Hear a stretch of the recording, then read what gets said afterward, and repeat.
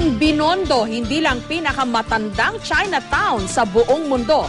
Kabilang din ito sa listahan ng World's Best Chinatowns ayon sa CNN Travel. Si Trisha Zafra on assignment.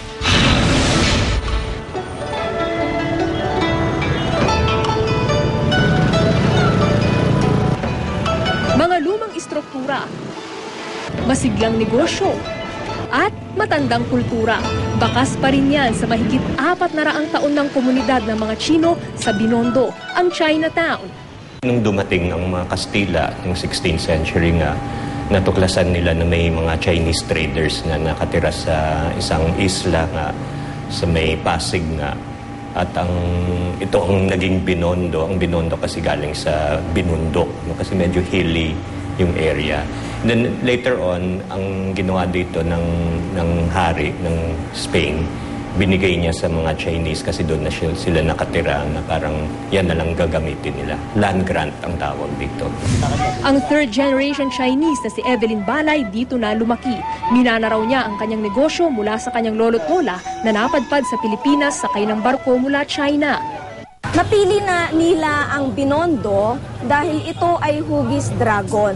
Ang dragon kasi para sa mga Chinese ay success. Si Lola at Lolo, nang unang pumunta sila dito, nagtitinda sila ng taho. Dahil sa China, marunong silang magluto.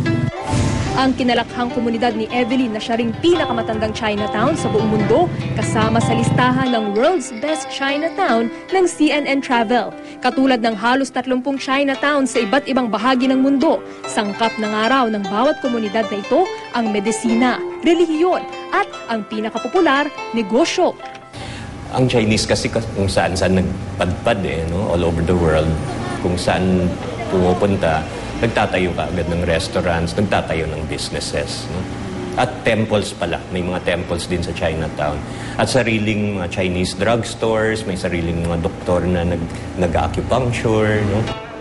Ang kasipagan sa negosyo nga raw ang katangiang hinahangaan ni Lola Leonida Aranda sa mga Chinese na 80 taon na niyang nakakasalamuha sa Binondo. Pasensyoso din ang ibang Chinese. And I can see some character in them na talagang they know how to preserve their good, yung halimbawa to be a good businessman. Sa pagdami ng bilang ng mga Chinese sa bansa, ilang Chinese communities pa nga ang umusbong sa Metro Manila. Gaya na lang ng kahabaan ng Banawe sa Quezon City at ang Little Baguio sa San Juan.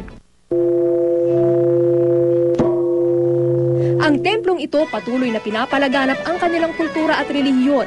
Libre ring itinuturo rito ang Mandarin at Zen meditation. Kindness dispels the anger. At para mailapit pa sa masa ang kulturang Chino, makikita sa isang mall na ito ang ilang elemento ng Chinatown.